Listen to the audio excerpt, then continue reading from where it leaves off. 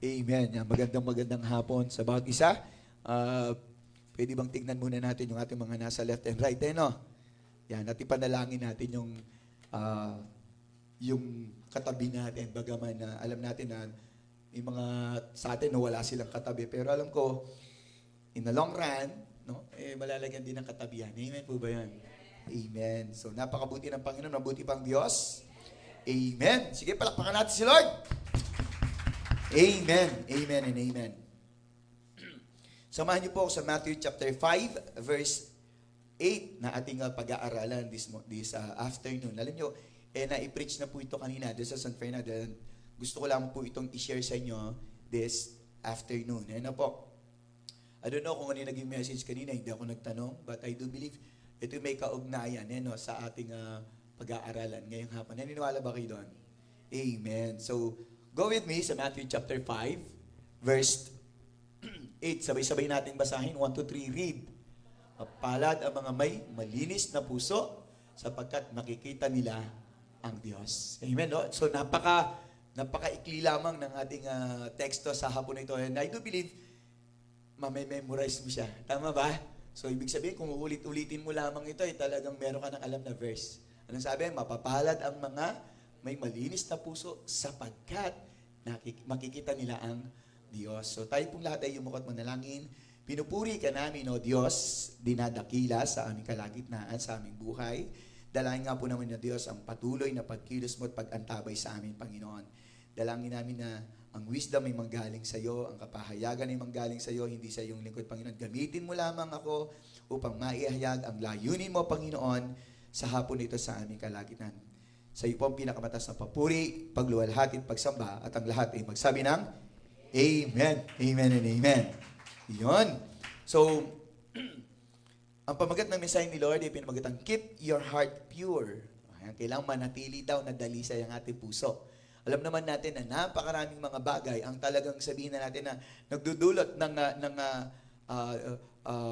kumbaga kabigatan or nagdudulot ng nagtutulak sa atin para hindi maging malinis ang ating puso. In fact, every day, sa paggising mo pa lang, maaari nang hindi maging pure ang heart mo. Tama po ba yan?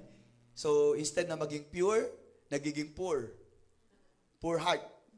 Di ba?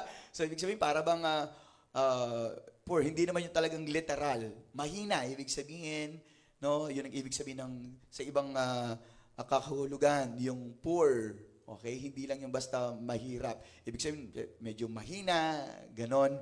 No? So, dapat lamang na panatilihin nating pure ang ating heart, not poor. Pwede bang sabihin, kailangan pure? Hindi poor. Okay? Hindi poor. So, sa Matthew chapter 5, verse 8, kung ating muling babasahin, nagsabi niya, blessed are the pure in heart, for they will see God. Mapapalad ang mga may malinis na puso, sapagkat makikita nila ang Diyos. The reason why, kung bakit maraming mga Kristiyano, maraming mga tao, hindi nila nakikita si Lord sa kanilang buhay, hindi nila nakikita yung pagkilos ni Lord, yung kabutihan ni Lord, yung presensya ni Lord, hindi nila nararamdaman. Bakit? Kasi, hindi malinis ang kanilang puso. Because the moment na malinis ang kanilang puso, of course, they will experience God in their life. Yung presence ni Lord, yung kabutihan ni Lord, ma-experience niya.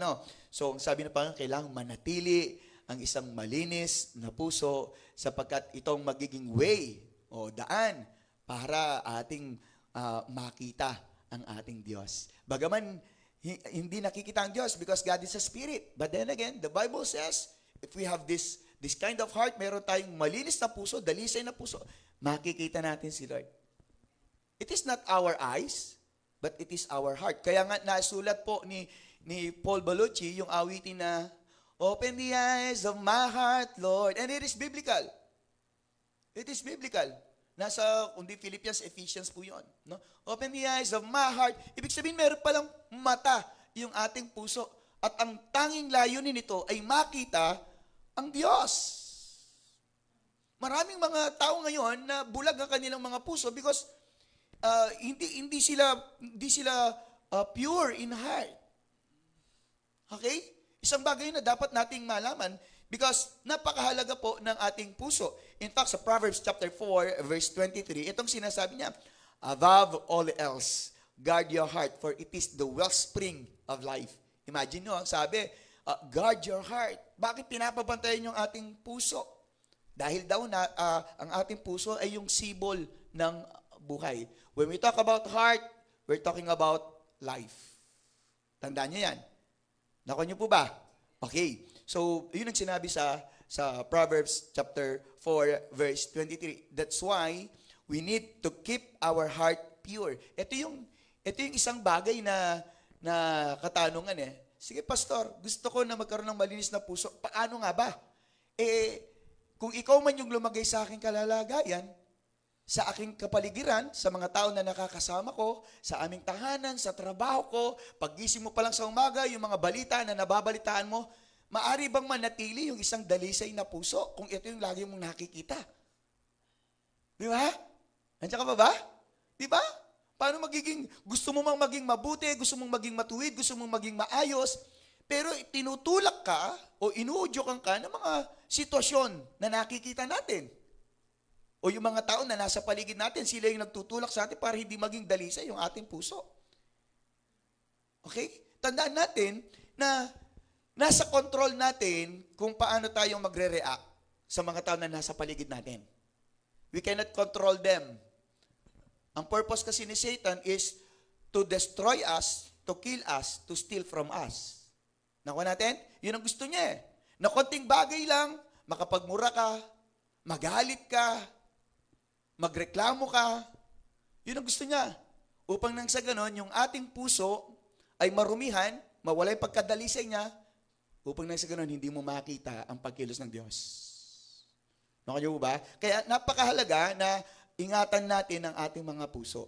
So, this afternoon, ang nais ng Panginoon is maturuan tayo on how to keep our heart pure.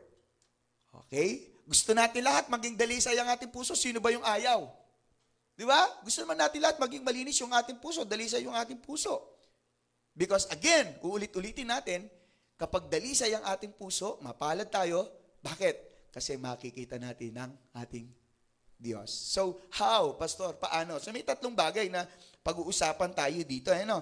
Una sa lahat, to keep our heart pure is we must live according to the Word of God. Lagi natin ito pinag-uusapan. We must live according to the Word of God. Kailangan daw tayong mamuhay o mabuhay ayon sa salita ng Diyos. Okay? Para maging malinis yung ating puso. Kasi ito yung gusto ng Panginoon eh.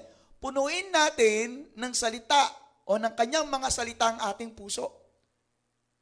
Kasi ang sinasabi ng Biblia, maliwanag na out of the abundance of the heart, the mouth speak. So kung ano yung laman ng puso mo, yun yung sasalitain mo, yun yung lalabas sa'yo. Tama po ba? Ngayon, kung Word of God ang laman yan, sigurado, Word of God ang lalabas dyan. At kung Word of God ang lalabas dyan, sigurado malinis yung puso mo. Tama po ba? Yun yung isang bagay na nais ng Panginoon na gawin natin. To keep our heart pure, we must live according to the Word of God. Kaya lang, paano nga tayo makakapamuhay o mamumuhay ayon sa salita ng Diyos? Because in the first place, many Christians, sad to say, hindi naman sila nagbabasa ng Bible. How many times na tayo po yung magbabasa ng Bible? Sa isang araw, ilang beses tayo nakakapagbasa. Kaya nga, sinabi ng Panginoon, meditate the word of the Lord day and night. Bakit sinulat ito? To meditate on His word. Because we need to. Kailangan. Bilang mga Kristiyano, ito yung pagkain ng ating kaluluwa, ng ating espiritu. Pinapalakas tayo ng salita ng Diyos. Nakuha po ba natin? And whenever we read the Bible, again, alam nyo yan, kapag tayo nagbabasa ng salita ng Diyos ang kumakausap sa atin at naririnig natin yung kanyang mga salita, nababatid natin yung mga plano niya. No? So, napakahalaga na tayo ay makinig ng salita ng Diyos and then maisa pamuhay.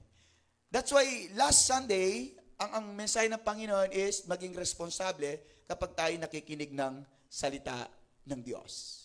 Because the reason why kaya natin narinig, para alam natin kung paano natin ito isa pamuhay. Tama po ba? Are you there? Yun yung purpose ni Lord eh. Maisa pamuhay natin kung ano man yung mga salita niya na ating naririnig. Punta tayo sa Psalm 119, verse 9. Psalm 119, verse 9. Ito po yung sinasabi ng Bible. Okay? Punta tayo. Sabi rito, paano pananatilihing dalisay ng kabataan ang kanilang daan sa pamagitan ng pag-iingat nito ayon sa inyong salita. Take note ang sabi niya, kabataan, paano doon papanatilihin ng kabataan? No? Ang kanilang daan, yung kanilang patutunguhan, yung kanilang nilalakaran, yung kanilang pang-araw-araw na buhay. Ito'y pumapatungkol sa atin, dapat nung tayo pa lamang ay maliliit, nung tayo mga bata pa lamang, no, dapat guided na tayo ng Word of God. Dapat meron na tinatawag na application of God's Word. But the problem, wala namang naririnig. Kaya nga tingnan nyo, magtataka yung ibang magulang, bakit ganyan yung anak ko? The problem is, hindi natin sila sinanay na nagpupunta sa church, hindi natin sila sinanay na nakikinig ng salita ng Diyos. Nakuha po ba? Kasi kung itutuwid mo yung isang matanda na siya, bagaman hindi pa naman huli.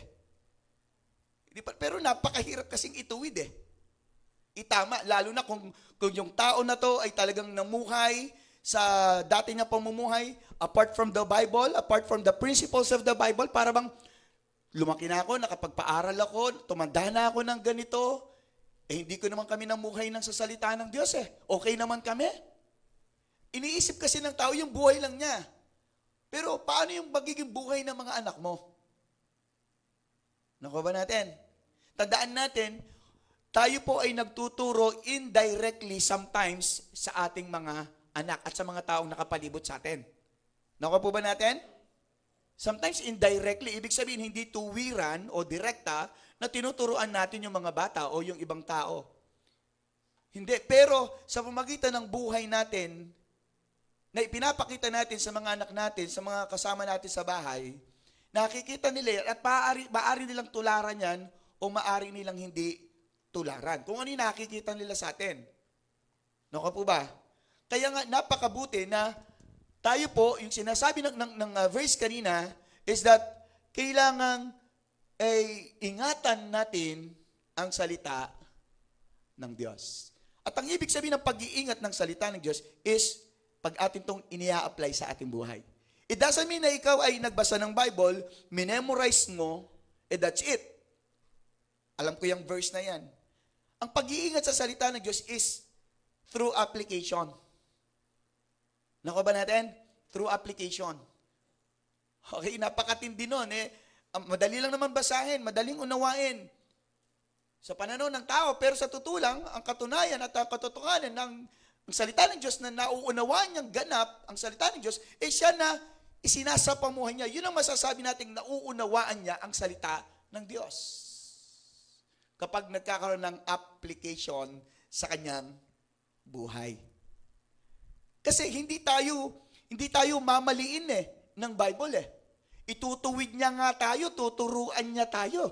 That is the purpose of the Bible. Punta tayo po sa 2 Timothy chapter 3, verse 16. Ano yung tinuturo ng Bible sa atin? Tingnan natin. Ang Bible po, walang ituturo sa atin para sa ating ikakapahamak. Amen po ba? Kundi kung paano tayo hubugin to shape us up, no, para maging righteous. Ang sabi niya sa 2 Timothy 3:16, ito, ang lahat ng mga kasulatan, lahat daw po ng nasa Bible, take note, lahat ng nasa Bible, ang sabi niya, ay kinasihan ng Diyos at, ano sabi? Mapapakinabangan sa pagtuturo, sa pagsuway, pagtutuwid, at sa pagsasanay sa katuwiran. Hindi ba ito magdudulot ng isang dalisay na puso? Tama? Kung ang magiging gabay lang natin sa buhay, yung mga napapanood nating telenovelas, yung mga kasabihan ng ating mga ninuno, ay hindi magiging dalisay ang ating puso. Remember this, church, ang sabi ng Panginoon, we must always feed our heart, not our mind only. Our heart. Ito yung lagi nating finifeed. Ito yung lagi nating pinapakain. Ito yung lagi nating binubusog. Nandiyan ka pa ba? Napakaliwanag nun. No? That's why we need to live according to the Word of God para na sa ganun, mapanatili natin na dalisay ang ating mga puso. Imagine, punuin mo ng Word of God dyan. Do you think meron pang space para sa ibang mga salita? Wala na. Wala na. Wala nang puwang yung anger. Wala nang puwang yung inggit. Wala nang puwang yung pagsiselos. Wala nang puwang yung pagdududa. Bakit? Punong-puno na ng Word of God. At alam naman natin kung ano yung nasa puso mo, siyang isa sa pamuhay mo. Nakuha ba natin? Kapag sinabi mo sa puso mo, nakalagay sa puso mo, mahirap, mahirap, mahirap. Wala, wala, wala, wala. Yun ang sabi ng puso mo. Wala tayong bigas, wala tayong pera, wala tayong ganyan, walang tumutulong sa atin. Pag yun ang nakalagay sa puso mo, ay talagang, yun na, doon na mag-umpisa yun. Tama ba? Once we entertain all this trash, lahat ng basura na to, pag in-entertain na natin yan dito sa ating puso, tandaan natin yun. Diyan na magsisimula yan. Unti-unti, nilalamon na yung kaisipan mo, nilalamon na yung katauhan mo. Tama po ba? Okay? So, yun yung isang bagay. No? Punta tayo sa 1 Timothy chapter 5, verse 22. Ito yung sinasabi ng 1 Timothy chapter 5, verse 22. Sabi rito, tingnan niyo po, sabi niya, huwag mong ipatong na madalian ang iyong mga kamay sa kanino man, ni huwag kang makikiisa sa mga kasalanan ng iba. Panatilihin mong malinis ang iyong sarili. Ito yung inuutos sa atin. Paano ka mamumuhay? Paano mong malalaman paano ka mamuhay? O paano mapanatili ang iyong puso na malinis o dalisay? Kung kasama natin yung mga taong nagtutulak sa atin para magbisyo pa tayo, bumalik tayo sa dati nating buhay, na para bang sinasabing, bayaan mo yan. Yan si pastor, hindi ka naman niya nakikita. Yes, totoo yun. Pero tandaan natin, nakikita tayo ng Diyos. Ng Diyos na hindi natin nakikita. We can hide. Pwede tayong magtago, pwede tayong magsinungaling sa kapwa-tao, pero sa Diyos, hindi pwede. Naku, kailangan manatili. Okay? Nakuha ba natin yun, church? Nakuha? Sige, palakpakan natin si Lord. Amen. So, pangalawa, isa pang bagay ito, no, na napakaganda. Lahat ng mga main points natin today, this afternoon, is connected sila. Kumbaga, sabi nga ni Hanan nakaraan, talagang chinap-chop niya. Para mas lalo pa nating maintindihan. Kasi correlated sila. Kumbaga, may mga relationship sila. Na kapag hindi ka nagawa yung una, yung pangalawa, yung pangatlo, medyo magkakasama sila. No? So, yung pangalawa, napakahalaga. And I do believe, lahat siguro tayo, hindi natin pwedeng sabing majority, kundi lahat tayo. Pag sinabing majority, may mga iba pa na hindi eh. Pero ito, lahat tayo. No, isa pang bagay for us to keep our heart pure. Number 2 is, do not complain. Di ba sabi nga kanina, pag in-entertain mo na yung mga pangit na bagay, sigurado magko-complain ka na eh. Tama ba? So, hindi pala napapanatili ng isang tao ang laging nagre-reklamo, nagko-complain, o yung nakikipagtaltalan, yung argue. Tingnan natin, punta tayo dito sa Philippians chapter 2, verse 14 to 15. Tingnan natin, Philippians chapter 2, verse 14 to 15. Philippians 2, 14 to 15. Okay, dito. Okay, ito yung sinabi niya. Do everything without complaining or arguing. Napakatindi ng sinabi niya, direct to the point. Tingnan natin. Gawin ninyo ang lahat ng mga bagay na walang pabulong-bulong. Tayo, ganito tayo pa mo.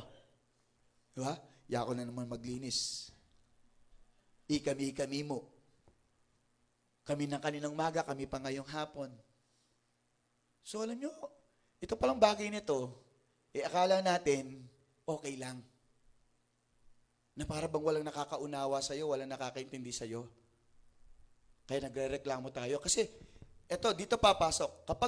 Kapag walang pumapasok na Word of God, iba yung papasok sa tenga mo. Tama ba? Kung ano yung lagi mong naririnig, Yun ang papasok sa'yo.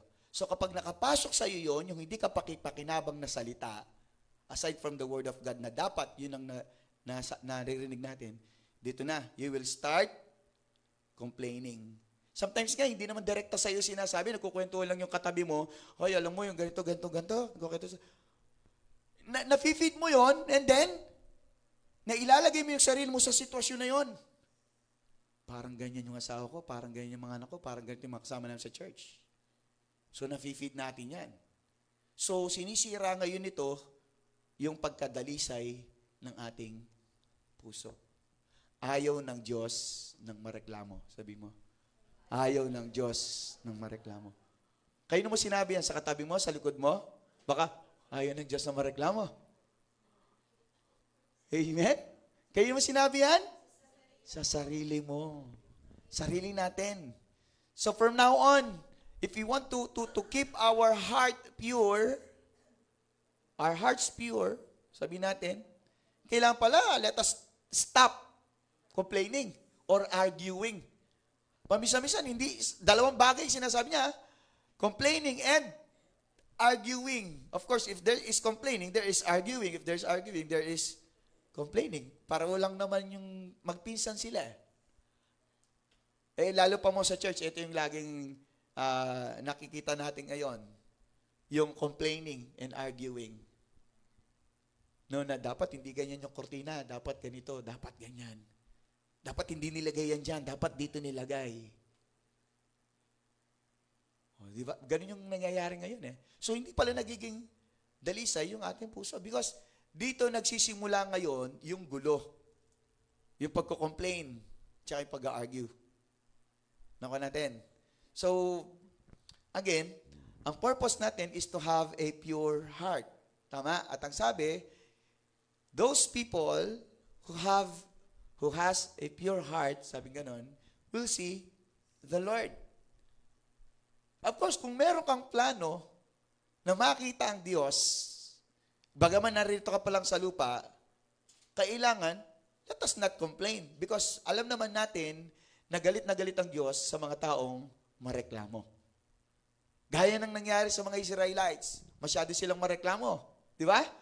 Pinoprovide na nga ni Lord yung pagkain nila. Yung ilawan nila sa gabi, yung lilim nila sa umaga. Pero anong nangyayari? They still complain. Binuhay ka na nga ng Diyos, ginising ka na nga niya today. Tapos sasabihin mo, ano bang klaseng buhay to? Imagine mo, ginising ka na nga niya, tapos mag-complain ka pa? What if kung di ka niya ginising? Hindi ka na makakapag-complain. Siguro, yun lang siguro magandang bagay. Na Lord, itong tao na to, pag nagising siya bukas or may plano ka pang gisingin sa kanya siya bukas at alam mo na magre-reklamo siya, Lord, huwag mo na siyang gisingin. Di ba? Doon nagagalit si Lord eh. Yung complain ka ng complain, at saka yung argue ng argue. Ang dami mo nang ginawa, magko-complain pa. Ang dami mo nang ginawa, mag-argue pa. Yun ang ayaw ng Panginoon. Kaya nga, hindi nagiging dalisay, hindi nananatiling dalisay ang ating mga puso. Tingnan natin yung verse 15. Ano sabi niya? Ano sabi niya? Upang kayo'y maging walang sala at walang malay, mga anak ng Diyos na walang dungis sa gitna ng isang salinlahing liko at masama na sa gitna nila'y lumiliwanag kayong tulad ng mga ilaw sa salibutan. Napakaganda ng sinasabi niya eh. Upang lang sa ganun makita tayong walang sala, malinis, sa isang mundo na crooked, magulo, walang kapayapaan, makasalanan ng mundo. No? Yun yung sinasabi niya. Na sa gitna ng mga naririnig natin, nababalitaan natin ngayon sa TV. Di ba? Dami mga tao ngayon nagko-complain talaga ngayon. Bakit? Di ba? Yung pala mga buwis natin, nakapupunta lang pala sa kanila. So, we complain. Kaya nga sabi ko nga sa inyo, para huwag na lang kayo mag-complain, huwag ka na lang makipag-argue, huwag ka na manood ng TV ngayon. Kung hindi mo kayang kontrolin yung emotions mo, yung kaisipan mo, huwag ka nang manood ng TV. Di ba? Sometimes nga, nanonood ka lang ng drama. Bakit kasi ganun? Nakikialam ka pa. Eh, yun yung gusto ng director. So what? Dapat si ganito yung kinuha, yung artista lang na ganito. Marunong ka pa sa director. Mas bagay pa ni kung siya yung kinuha. Di ba? So we always complain. Yung kapatid mo na nagbumili ng damit, di naman galing sa iyo yung pambili ng damit. Hindi mo bagay. Di ba? Ito lagi yung nangyayari every day of our life. Siguro talagang ang mga tao laging they complain, always complain and argue every day. Kahit yung mag-asawa, laging nag-argue tsaka nagko-complain lagi yan . Pero nung hindi pa sila, di ba? Nung hindi pa sila mag-asawa, talagang walang masyadong complaints . Di ba nakita? Walang masyadong complaints. Hindi siya nagko-complain regarding sa kanyang damit, regarding kung paano niya gastusin, kung saan-saan, yung pera or what. Pero naging mag-asawa na kayo, nagkaroon ng anak, dahil nagkukulangan na sa budget, nandoon na yung complain, nag-argue. Naroon na yon. So time to time, nandoon yung complaining. So kung ganun pala yung ating pamumuhay, everyday we complain, everyday we argue, so hindi pala talaga nananatiling dalisay yung ating puso. Tama po ba? Kami lang, kung dadaan kami sa amin, putik-putik, bako-bako, dapat ganito, dapat ganyan. So yung palang bagay na yon na hindi nagdudulot ng dalisay na puso sa isang Kristiyano na katulad natin. Amen po ba? So what we do is, let us stop complaining. Sabihin sa katabi mo, huwag na tayong mag-complain. Ang tanong, kaya-kaya natin. Kaya-kaya. Magagawa lang natin to kung talagang nagbabasa tayo ng Word of God. Na kahit pangit yung nakikita natin, anong sabi ng Bible? All things work together for good. O, i-apply natin ngayon. Tama ba? I-apply natin ngayon. So, makikita natin na dahil nafi-feed yung ating puso, yung ating kaisipan ng salita ng Diyos at nagkakaroon ng application, isinasapamuhay natin to. Makikita natin how Jesus lived in this world. He did not complain. He did not retaliate. Ganun ang ating Panginoong Jesus . So nabasa natin yun, let us imitate Him. Yun ang sinabi ng Bible . Magkaroon ng imitations na si Jesus hindi nagreklamo kahit kailan. Kahit sa ministry. Ito yung pinakamalungkot pagdating sa ministry. Pagdating kay Lord, nagrereklamo, Pastor, bakit ganun? May midweek service na, may morning, may afternoon, bakit ganun? Marami kang pinupuntahan, marami kang ginagawa, bakit ganun? Church, tandaan nyo, kapag ginagawa natin yon, you are complaining. Then, ang puso mo'y dinanatiling dalisay. Bakit kailangan? Ganun talaga . Tinawag ka ng Diyos as a full-time. Full-time, F-U-L-L. Hindi full na F-O-O-L. Okay? So, tinawag tayo full-time. Lahat ng ating time para sa Lord. Tama po ba? Kaya huwag tayong mag-complain. Kung titignan natin, alam nyo, dito sa church, pwede ako mag-complain . Pastor ka na, karpintero ka pa, electrician ka pa, janitor ka pa, interior designer ka pa, sa music team ka, sa preaching ka, sa visitation ka, sa evangelism ka. Diba? Sa preaching. So, kung titignan natin, pwede ako mag-complain . Bakit ako lang ba yung tao dito? Ako lang ba yung tinawag ni Lord para sa church? Tinawag lang ba kayo bilang member? No. Nakuha niyo po ba? Kaya lang, ang hirap lang kasi pinipigilan natin na as much as possible, mag-complain at makipag-argue. Kasi nakakasira ito sa ating puso. Hello? Alam niyo sa mga ibang churches, pastor, dumarating huli, late. Nakaayos na lahat. Pero dito hindi. Sino unang darating? Si pastor. Para iset yung music, yung mga instrumento natin dyan, na dapat meron ng gumagawa. Isasaksak yung baterya, dapat may gumagawa. Gusto ko mag-complain, but I cannot. Bakit? Kasi dumudumi, dinudungisan nito yung aking puso. Amen po ba yan? Na sana may pakiramdam tayo, no? Sana may pakiramdam tayo na, ay, ako na lang magsasaksak ng baterya.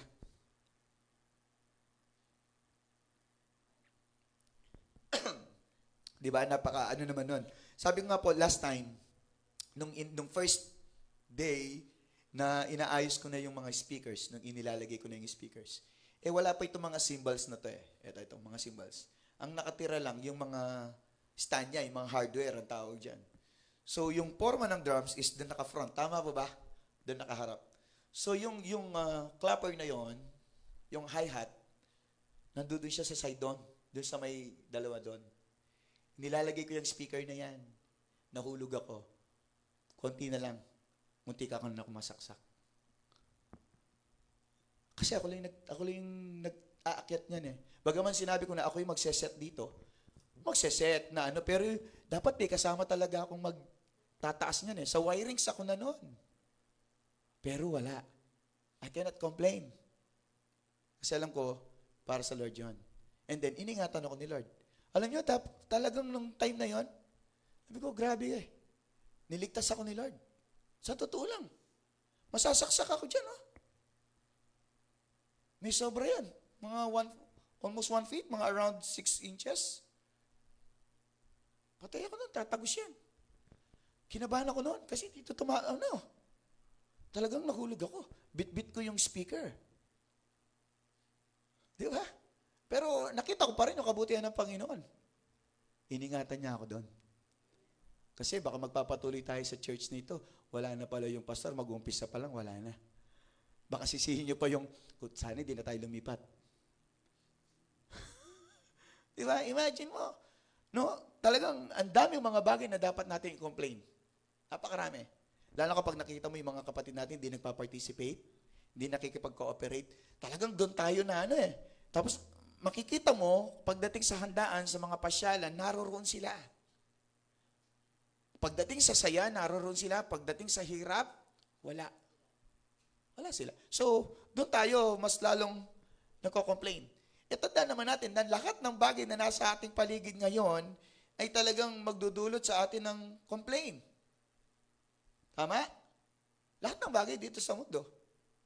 Talagang magiging dahilan para tayo mag-complain. Kahit gaano pa kaganda yan, there will be time in your life na magko-complain ka. Kahit gaano kaganda yan, kahit gaano kabuti ang dulot sa iyo niyan. Amen ba yan, church? So, that's why, isa sa mga bilin ng Panginoon is, let us stop complaining or arguing. Okay? So, pangatlo po, be separate from the world. Ayun, isang bagay na napakaganda na tinuturo sa atin para maging dalisay tayo. Be separate from the world. Kailangan maihiwalay daw tayo sa mundo. Kasi ang mundo na ito ay talagang pasama na ng pasama. Makikita naman natin, sinasabi sa Isaiah 5:20, ano sinasabi dyan, na ang mabuti magiging masama at ang masama ay magiging mabuti. At ang mundo ay hindi nakakabuti sa atin. Kaya nga sabi ng Panginoon, bagaman narito tayo sa mundo, ay hindi tayo dapat mamuhay ayon sa mundo. Maliwanag po yun sa Romans chapter 12. Okay? Nandiyan pa ba tayo? Hindi tayo makikiayon sa kung ano yung uso. Kasi talagang dinudungisan niya yung ating puso na pag may nakita ka na isang tao na meron siyang isang bagay na nasa kanya, gusto mo meron ka rin. So nagkakaroon ng envy yun. At ang envy ay sinisira niya ang iyong puso, ang iyong kaisipan. Naku natin, church. Kaya nga sabi, let us separate our life or ourselves from the world. Bagaman narito tayo. Pwede naman kasi tayong mamuhay dito ng may katuwiran at may kabanalan. Amen po ba? Pwede pa rin naman tayong makisama sa ating mga kaibigan na hindi natin ginagaya kung ano yung ginagawa nila. Pwede. It's up to you. How would you separate yourself from the world? Though we are in this world, chismosa sila. Dapat ikaw hindi ka makikichismis sa kanila, hindi ka chismosa. Umiinom sila, dapat ikaw hindi.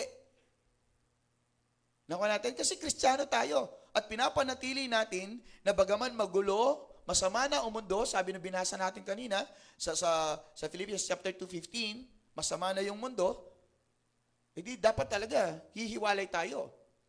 Huwag nating hayaan na tayo po ay mabahiran ng kasamaan. Amen po ba yan? Maraming mga Christians, they are not becoming careful when it comes to their spiritual life. Akala nila it's okay. Okay lang naman. Ang mga kasama ko, kamag-anak ko naman, okay lang. Pupunta ka sa isang lugar, okay lang. Hindi po ganun. Hindi ganun. Tandaan natin, hinugasan na tayo ng Panginoon. Binili niya tayo, tinubos na niya tayo ng kanyang banal na dugo. Tama ba? Hinugasan na niya tayo, binihisan na niya tayo ng bagong pagkatao. Tapos babalik ka pawari doon kung sa kanya hinango. Tingnan natin yung mga Israelites. Yung mga Israelites, tinanggal na sila doon ng Diyos. But then again, they still love to go back doon sa nakasanayan nila. Hello? Bakit? Kasi along the way, para marating nila yung plano ng Diyos sa kanilang buhay, yung pinangako ng Diyos sa kanilang buhay, anong ginawa nila? Una, sumama sila eh. But in the midst of their journey, sa kanilang paglalakbay, sa kalagitnaan nun, nagre-reklamo sila dahil mainit, wala silang matulugan, madilim, walang makain, walang inumin, mapanganib yung daan, nasa ilang, they feel na sila nagugutom, hinahanap nila yung mga bagay na meron sila doon sa Egypt na nagdulot sa kanila ng pagkulong. Imagine this church. Tayo nung tayo na born again, naroon pa rin yung gusto nating balikan yung dati nating buhay eh. Tama ba? Namimiss mo pa ba yung dati? Namimiss mo ba yung dati mong buhay? Yung ba yung gusto natin? And I always say this sa ating mga kapatid, lalo na sa mga bagong may asawa, sa mga kapatid natin nag-asawa. Pag kinakausap ko sila, sabi ko, ayaw ko nang babalik kayo sa dati nyong buhay. Yung dating mahirap ka. Yung dating hirap ka. Hindi ka mahirap, pero hirap na hirap ka. Hindi lang yung mahirap financially, pero hirap na hirap ka. Meron ka nga pera, pero there is something in you na talagang nahihirapan ka. Kasi ayaw pa rin nating i-separate yung ating sarili sa mundo. Inalis na nga tayo ng Panginoon dun eh. Babalikan mo pa ba? Gusto pa bang balikan yon? Gusto mo ba na yung sa paghihirap mo, dama yung family mo? Di ba? Pero di ko alam bakit marami pa rin mga Kristiyano na sinasabi na Kristiyano sila and yet, gusto pa rin nilang balikan yung dating mga ginagawa nila. Bakit? Anong reason? Ano yung hindi natin maiwan doon? Dahil alam ba natin that God is so gracious? Mahabagin ng Diyos? Patatawarin ako ng Diyos? Yun ba yun? Na inaabuso natin yung kabutihan ng Panginoon. Tingnan natin yung 2 Corinthians chapter 6, verse 14 to 18. Sabi rito, verse 14 ng 2 Corinthians chapter 6, huwag, tingnan niyo po sa una pa lang, huwag kayong makipamatok sa mga hindi mananampalataya. Huwag kayong makirelasyon sa kanila, huwag kayong makisama sa kanila, huwag kayong makihalubilo sa kung ano yung kung saan sila naaalipin, yoke, kung saan sila yung nagpapabigat sa kanila, sabi ganon. No? Huwag kayong makikipamatok sa mga hindi mananampalataya sapagkat anong pagsasama mayroon ang katuwiran at kasamaan. Tayo po, nung tayo naging born again, tinanggap natin si Jesus sa ating puso, nagsisi tayo ng ating mga kasalanan, tinalikuran ng ating mga kasalanan, then that's the right time we became righteous before the eyes of God. Naging matuwid tayo sa harapan ng Panginoon. Hindi dahil sa mabuti nating gawa, hindi dahil talaga sa pagsisisi lang natin, kundi nakamit natin yung kapatawaran ng Diyos dahil tinanggap natin kung ano yung ginawa ni Kristo sa krus ng Kalbaryo at si Kristo ang katuwiran ng Diyos at ang katuwiran ng Diyos na si Kristo ay nasa atin. That's why naging matuwid tayo sa harap ng Panginoon dahil kay Kristo. Matuwid si Kristo sa harapan ng Diyos at si Kristo ay nasa puso natin. Kaya pag humarap tayo sa Diyos, nagiging matuwid tayo because the righteousness of God is in us. Naunawan po ba? Okay. So, ang sabi rito, o anong pagsasama mayroon ang liwanag sa kadiliman. Ano ba yung business nila? Anong business nila? Anong kaugnayan nila? In fact, kung titignan natin, contrast sila eh.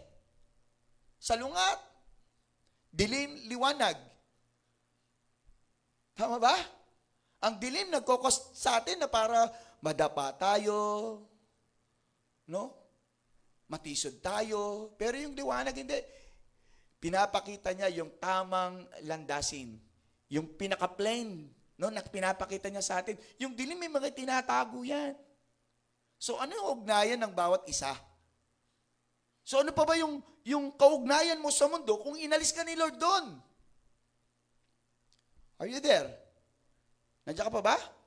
And isa pa, dapat tayo po'y mamuhay at matutong mamuhay na wala yung puso natin sa mundo. Bakit? Kasi kapag tayo namatay, whether you like it or not, iiwanan natin yan. Hindi ba? Imagine, kung hindi mo maiwan to, sabi Lord, hindi mo maiwan yan, no? Sige, diyan ka na lang. Kailangan maputol na yan eh. Hindi niya ba nakita yung baby kapag pinanganak? Ano yung pinuputol sa kanya? Hindi. Umbilical cord. Hindi yung puso. Yung cord. Tama?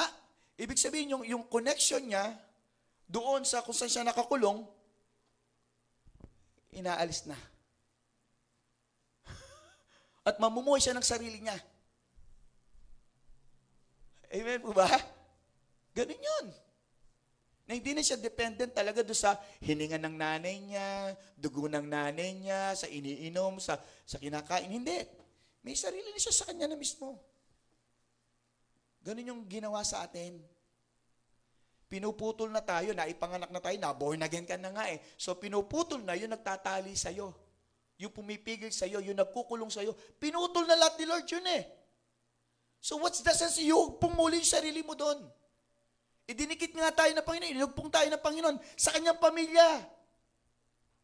Nakuha natin? And then babalik tayo doon. What's the sense? What's the sense? Nandiyan pa ba tayo? Tuloy tayo. Anong sabi niya? Verse 15. Anong sabi niya? At anong pagkakasundo mayroon si Kristo kay Belial? O anong bahagi mayroon ang mananampalataya sa hindi mananampalataya? Mananampalataya ka, hindi mananampalataya to, nagsasama kayo. What's the sense? Sigurado pag-aawain niyo, ipaniniwala niyo. So hindi natin alam, nasisira pala niya yung pagkadalisay ng ating puso. At kung nasisira pagkadalisay ng ating puso, hindi na nanatiling dalisay ang puso natin, we cannot see God. We will not see the Lord. Yan ang sinasabi niya. Na ang alam natin, dahil Kristiyano na tayo, alam natin that there will be time na ang Diyos ay makakasama ko. Ito nga ang sinasabi, hindi mo makikita eh. Tama? Gusto natin makakasama. Ito, hindi mo talaga makikita. Kahit masilayan lang, hindi. Napakabigat nun. Kung patuloy na yung puso natin, dudungisan natin. Hindi natin papanatilihin na malinis, dalisay. Hindi natin makikita ang Diyos. Ang nais ng Panginoon na habang tayo nasa lupa, namumuhay, makita natin siya. Hindi siya na physical, kundi makita natin yung pagkilos niya. Dito sa church, nakikita natin how God moved in this church. In your life, nakita mo naman siguro paano kumilos si Lord. Tama ba? Kasi nakatuon yung puso mo sa Kanya, naka-channel sa Kanya, gusto mo maging dalisay. Kasi alam naman natin na ito lagi yung tinitignan ng Diyos. Kapag may ginawa ka mabuti, ito yung tinitignan niya. Naglinis ka, nagwalis ka, tinignan ni Lord. Ano yung puso mo nung naglinis ka? Baka dumating kasi si pastor, baka nung masabi niya. Mali yun. Ginawa mo yan, nagwalis ka dyan, naglinis ka, dahil nakikita ng Panginoon yung puso mo. Gusto mo yung makita ng Panginoon na ginawa mo yon at ginawa mo na walang nakakakita, gusto mo magpapansin ka kay Lord, hindi magpapansin kay Pastor o kanino man. Nakuha po ba natin? Huwag tayong gagawa ng mga bagay na para i-appreciate lamang tayo ng mga tao dito sa mundo. Dapat gagawin natin yan out of pure heart na ginawa mo yan dahil gusto mong maglingkod sa Panginoon kahit sa ganong uri lang ng ministry. Nakuha po ba natin? Amen ba yan? Hindi dahil nilagay ka ni Pastor dyan. O, ikaw dito, kailangan gagawin na, baka magalit si Pastor. Huwag yun. Hindi. Gagawin mo yan, magiging committed ka dahil yun ang nais mo. Yun ang nais ng Diyos sa iyo. Amen po ba? Without arguing or complaining. Amen po ba? So, tuloy lang natin. Verse 16. Anong pakikisa mayroon ang templo ng Diyos sa mga Diyos-Diyosan? Sapagkat tayo'y templo ng Diyos na buhay, gaya ng sinabi ng Diyos, ako'y mananahan sa kanila at lalakad sa gitna nila, ako'y magiging kanilang Diyos at sila'y magiging aking bayan. So makikita natin yung sinasabi rito ng Bible. As we go on, verse 17, anong sabi niya? Kaya nga, sabi niya, lumabas kayo sa kanila. Ibig sabihin, humiwalay tayo sa kanila. Ayan ang sinasabi niya, humiwalay kayo sa mga hindi mananampalataya. Hello, yun ang sinasabi niya. Humiwalay kayo. Okay? Hiwalay. Lumabas kayo sa kanila. Ibig sabihin, do not associate with them. Do not associate with them. Kahit sabi mo Christian yan, kung di naman siya naniniwala na si Kristo ang tagapagligtas, kasi maraming Christians Maraming mga denominations. Okay? Pero kung iba yung faith niya sa faith mo, lumabas ka. Ang sabi gano'n, lumabas ka sa kanila at humiwalay kayo. Napakaano niya, no? Labas, hindi na sinabi pumasok ulit. Lumabas ka at humiwalay. Ibig sabihin, wala na talagang koneksyon sa mga ito. Sa mga bagay na walang bahagi o walang koneksyon kay Jesus o sa ating Panginoong Jesus. Nakuha po ba natin? Ano pang sabi niya? Sabi ng Panginoon, at huwag kayong, ano daw? Humipo ng anumang bagay na marumi at kayo'y aking tatanggapin. Napakabigat ng sinasabi ng Panginoon. Hahawakan mo nga lang, ayaw. Ito yung sinasabi ko nga po sa asawa ko. Pagdating sa usapin ngayon sa DPWH. Ang sabi ng Bible, kailangan maski hint lang, yung mapagbintangan lang as much as possible, hindi ka ma-involved. Napakabigat lalo na kung Kristiyano ka, tumatayo ka. Maski masambit lamang, sabi natin, parang si ano po konektado, parang may kasalanan po si ano, kahit wala kang kasalanan, at least man lang, hindi masambit ang pangalan mo sa isang kaguluhan. Ganun ang sinasabi ng Panginoon. Amen. Kaya ang sabi ng Lord, set apart lumayo ka dapat sa kanila.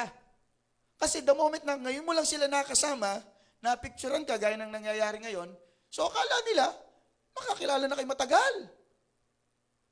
Nakita lang sa isang okasyon, maybe you have a same set of friends.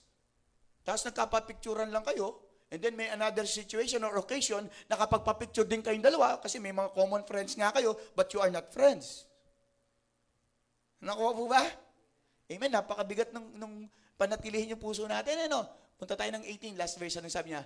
At ako'y magiging ama sa inyo, at kayo'y magiging aking mga anak na lalaki at babae, sabi ng Panginoon, makapangyarihan sa lahat. So makikita natin ang Panginoon. Hindi lang makikita, makakasama. Kasi pag sinabing makikita, kakaiba talaga dito, kung titingnan natin yung konteksto, hindi mo lang makikita kundi makakasama. Siyempre, pag nakasama yun, makikita mo yan. Tama po ba? Andiyan ka pa ba? So, napakabigat ang sinasabi ng Panginoon. Kaya nga, tingnan natin yung kalalagayan ng ating puso. Huwag nating sabihin, nag-a-attend tayo ng church every day. May ministry ka. Very hopeful ka. Talagang makikita mo ang Panginoon. Paano kung lagi ka nga nag-church, pero mareklamo ka naman? Lagi ka nga nag-church, pero kung ano yung pinapakinggan natin, hindi naman natin talaga ina-apply sa ating buhay. Kaya nga maraming iiyak na Kristiyano the moment nakaharap sila sa ating Panginoon because all of their life, they understand na Kristiyano ako, naglilingkod ako sa Panginoon, musician ako, song leader ako, pastor ako. And then suddenly, haharap ka sa Panginoon, Tapos, ire-reject ka niya because nakita niya yung puso mo. Nakita niya yung puso natin. No? Hindi puro. Bagaman we always justify ourselves. Hindi naman ako ganun kasama. Gina-justify natin yung ating sarili eh. No po? Pero sa harapan ng Panginoon, no, alam niya kung ano talaga yung laman ng puso natin, ano yung motibo ng ating puso. Maaring tayo, makapagsinungaling tayo sa harap ng tao na ang motibo mo talaga ay maayos or sabihin na natin na madadaya natin yung ibang tao. Kaya ko lang naman nasasabi to para umayos sila or what. In fact, kung titignan talaga natin, napakabigat ng ano ng Panginoon ng pinakabatayan niya eh. Kaya hindi madaling maging tunay na Kristiyano. Na ipagpatuloy yung ating pagiging Kristiyano. Amen po ba yan? Nandiyan ka pa ba, church? So, we need to keep our heart pure. As always, no? Dapat, kailangan manatiling dalisay yan. Para, sabi nga, para makita mo ang Diyos. Amen? So, yung tatlong bagay na yon para mapanatili natin yung ating puso na dalisay. Una, sabi niya, live according to the Word of God. Gagawin natin yon. Pangalawa, do not complain. Hindi sinabing, sige pastor, tatry ko. O kaya, babawasan ko ng kaunti. Hindi pa rin na yun. Sabi niya, do not. Ibig sabihin, as in X yan. Huwag mong gagawin. Amen po ba? Do not complain. Amen? Yun ang pinakamabigat kasi sa nakikita ko eh. Anyway, yung tatlo naman ito mabibigat eh. Ang hirap isa pamuhay na salita ng Diyos, lalo na kung against ito sa ating pananaw o sa ating sitwasyon ngayon. Tapos yung do not complain. Paano kung di magko-complain, pastor? Di ba? So, pangatlo, be separate from the world. Kasi nga, kung nakasanayan mo na yan, and then suddenly, aalisin mo sa'yo yan. Kasi nga, doon yung fear natin eh. Yung mahirap alisin yan, sigarilyo, pastor, ang hirap. Diba, may mga ganun tao eh, ang hirap alisin ng... Pero nung ikinabit niya yung yosi, nung nagsimula siya, hindi naman mahirap. Nung tinatanggal na, mahirap. Alam niyo, sabi nga ng mga smokers, mas mahirap daw tanggalin kaysa sa subukan mo, yung first time. Sa first time, mag-uubo ka lang eh, sa una. Mga 2 stick, 3 stick, nawawala niya pag-ubo-ubo mo eh. Ngayon, kapag tinatanggal mo na yan, mas malala yung pag-ubo mo. Okay? Iyon ang sinasabi ng mga smokers. Pero kaya natin yon, di ba? Kaya yon. Amen po ba? Kaya. Okay ba yan? Okay. So, gusto natin kasing manatiling dalisay ang ating mga puso. Tayo nga pong lahat ay tumayo at awitan natin si Lord. Alam natin na it is God who searches the heart of a man. Amen? Alam natin na sinisiyasat ng Panginoon yung ating mga puso at patuloy na sisiyasatin niya. Hanggang sa tayo po ay lumapit sa Kanya, no? Tayo ay kunin na ng Panginoon, tayo haharap sa Kanya. Talagang yung puso ng tao pa rin, yung talagang pagbabatayan ng Panginoon eh. Kaya ang sabi niya doon, yung tinatawag na Bema judgment, that Jesus Christ will judge Christians according to what they have done. Kung ito ba'y ginawa nila ng mabuti, o yung ginawa nila ng mabuti, o masama. Ibig sabihin, no? Alam ng Panginoon, kahit mabuti yung ginawa mo, pero masama yung motibo mo, lilitaw pa rin ito na masama. Na kaya ka lang kumikilos sa church para lang masabihan ka na masipag. Ano? Pero hindi. Alam naman natin na ang pinakadahilan kung bakit tayo nagpapakapagod, kung bakit tayo nagpupuyat, kung bakit tayo naglilingkod, ay dahil sa Panginoon. Tama ba yun? Konti man tayo, marami, dapat mas lalo kang maglilingkod sa Panginoon. Nung last Wednesday, yung sabi ng ating speaker, kapag hindi mo feel na mag-worship, then that's the right time. Mas lalo kang mag-worship. Di ba? Yun yung sinasabi. No? Parang ganun, tama ba? Gawin mo na rin. So, naririto na rin tayo. Naglilingkod ka na rin. Bakit hindi pa tayo maglingkod ng lubusan? Na malinis yung ating mga puso. Because there are times, tinitignan kasi ng Panginoon yung motibo natin. Tinitignan niya yung motibo natin. At doon kumikilos si Lord yun ang binabatayan ng Panginoon. Remember what happened to David? Anong sabi ng Panginoon?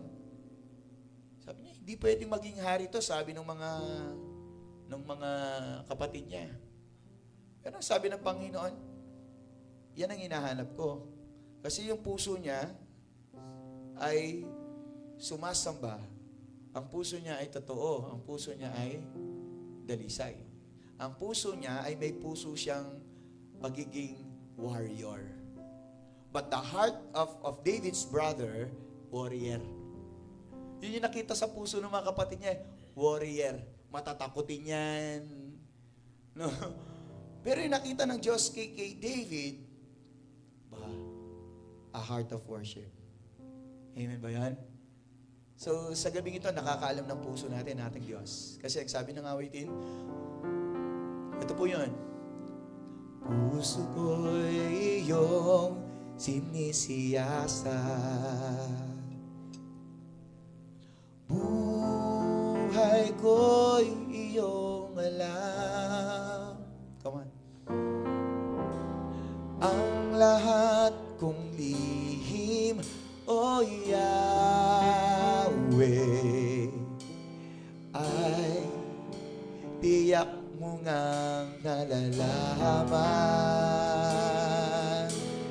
Ang lahat ng aking ginagawa sa iyo ay hindi lingid. Ang lahat kong lihim, o Yahweh, ay tiyak mo ngang nababati. Salamat, Panginoon, kilala mo ako. Ang lahat ng bagay ay hilingin sa iyo. Salamat, Panginoon, tinutuwid mo ako. Ikaw lang ang may alam ng aking patutunguhan. Salamat sa iyo, Panginoon. Today, church, nais ng Panginoon, no, na siya sa atin yung puso mo sa oras ito. At magaganap lamang to kapag sinabi mo, sige Panginoon, siyasatin mo yung puso ko. Sige Panginoon, siyasatin mo yung buhay ko. Siyasatin mo yung pag-iisip ko, Panginoon, sa oras ito. Kasi ang nais ko, Panginoon, ay mabatid yung mga kamalian ko. Nais ko, Panginoon, matuwid ang aking buhay, ang aking iniisip, ang aking puso, Panginoon, sa oras ito. Sige Lord, examine my heart. Hallelujah, hallelujah. Hayaan mo ang Diyos sa oras nito na baguhin niya yung puso na yan. Hayaan mo ang Diyos. Kaya niyang baguhin yan. Hallelujah. Come on, come on. Hindi sasabihin natin sa Kanya, puso ko ay iyong sinisiyasat. Buhay ko iyong alam. Ang lahat ng lihim, o Yahweh, ay tiyak mo ngang nalalaman.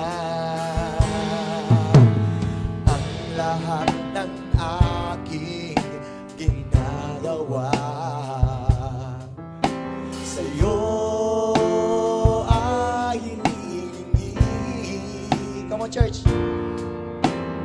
Ang lahat kong lihim, o Yahweh,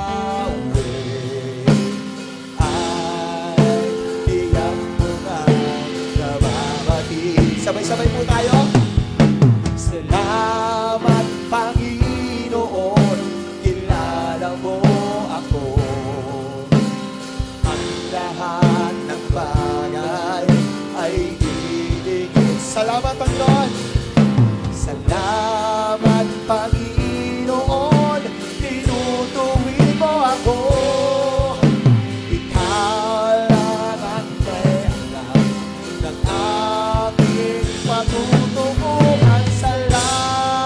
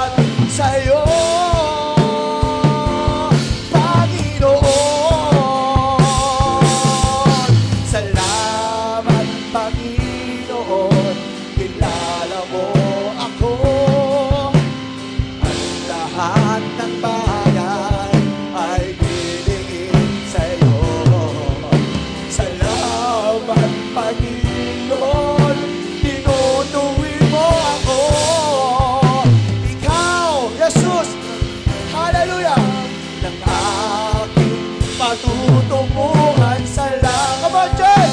Salamat sa'yo, Panginoon. Salamat, salamat, Panginoon.